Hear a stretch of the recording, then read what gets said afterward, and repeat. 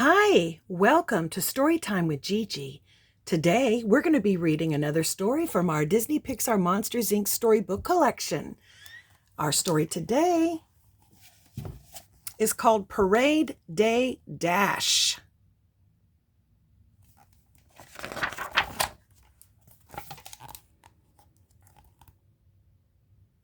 Mike Wazowski crumpled up the last piece of crepe paper and stepped back to take a look at his work.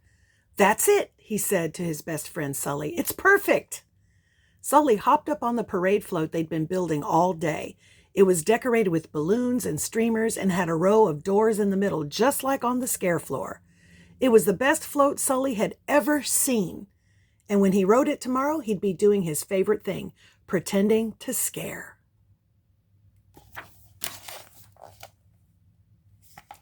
Sully crept behind one of the doors and threw it open. "Roar!" he roared. Mike put on his best announcer voice. "Introducing the grand monster of this year's Monstropolis Day Parade, Mr. James P. Sullivan." Every year, Monsters, Inc. held a big parade on the day Monstropolis had been discovered. Since Sully had collected more screams than any other scarer that year, including Randall, he had been asked to lead the parade. It was a huge honor.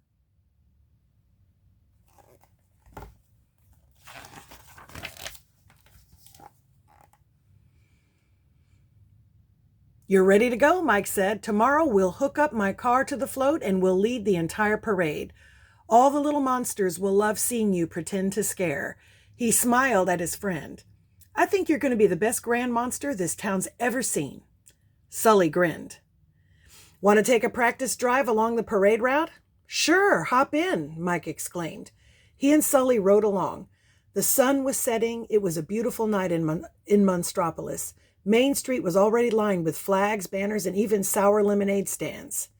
As he and Mike passed the grandstand, Sully could see where he would give the signal to start the fireworks at the end of the parade. Then Mike noticed something strange. Someone was moving behind the grandstand.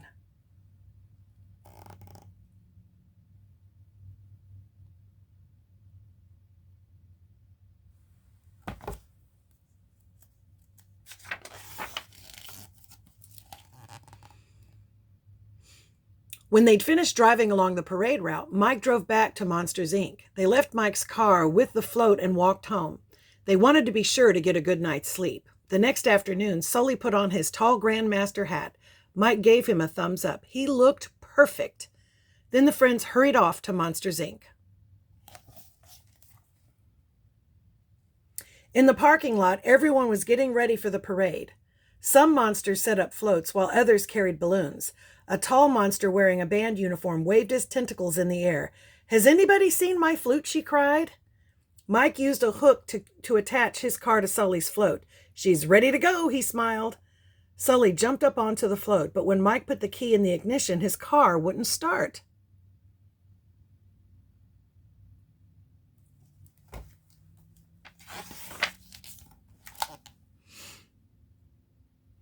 "Of all days," Mike muttered, opening the hood. As Mike checked the engine, Sully anxiously watched the other monsters start to pull their floats out of the parking lot. Crowds of people were already lining the streets.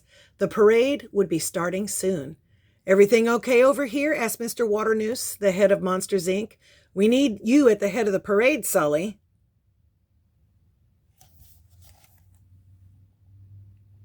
Sully explained that the car wasn't working. Just then Randall came up, almost as if he'd been waiting. "My float is working perfectly," he said to Mr. Waternoose. "Perhaps I should lead the parade." Mr. Waternoose sighed. "I suppose that would be best. Sorry, Sully, I'm sure you understand."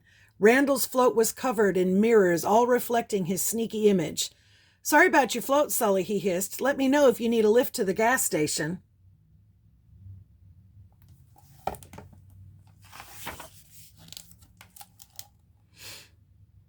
That's when Sully noticed a puddle on the ground next to Mike's car. He sniffed it. "It's gas," he said. Mike bent down to look and he gasped. "I can't believe I missed this. It's Randall's footprint. He emptied the tank on purpose, that sneaky reptile." "We can't let him get away with this," Sully exclaimed. "We won't let him get away with this," Mike replied. "We have to fill the tank and catch that parade."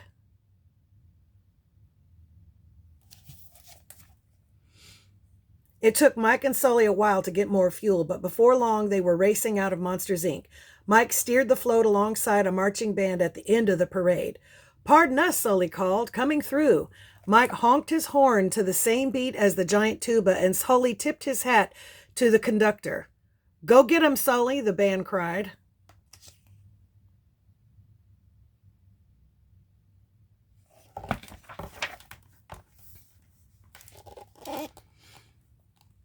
The Monstropolis Day Parade was known for its giant balloons shaped like famous monsters. They hovered over the street, held down by strong ropes to keep them from flying away. The crowd cheered as Mike drove Sully's float under a balloon in the shape of Mr. Waternoose. He gave the crowd a thumbs up, then sped on. Meanwhile, Sully showed off some of his best scaring. He jumped out of different doors on the float and roared. The crowd clapped and whistled.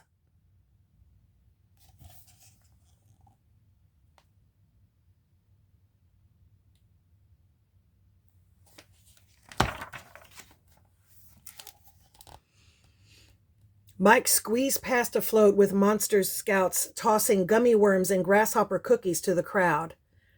The Monster Scouts squealed with delight when Sully jumped out from one of the doors, pretending to scare them. Suddenly, Sully had an idea. "Mike," he called down, "when you see Randall pull up alongside his float, I have an idea that will knock his socks off."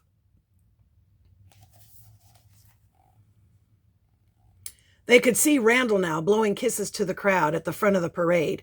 Mike wove through a line of monster cycle riders until the float was next to Randall's float. "So glad you can make it after all," Randall cackled to Mike. "Too bad you missed all the fun." But then Sully burst out from behind one of the doors on his float and gave Randall the scare of his life. "Roar!" Sully roared. Randall was startled, but the crowd cheered and clapped. They thought it was part of the show.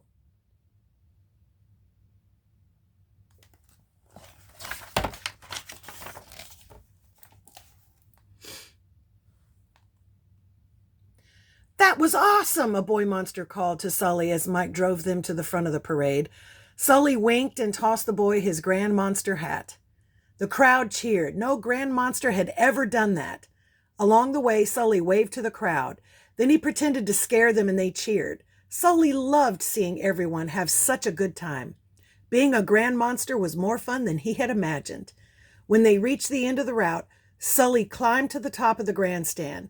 There were monsters as far as he could see. Together with the rest of the crowd, he cheered as each float passed by, even Randall's. As the sun began to set, Sully went to the microphone. "We hope you enjoyed the Monstropolis Day Parade," his voice echoed over the crowd. Everyone cheered. Then he announced, "Let the fireworks begin."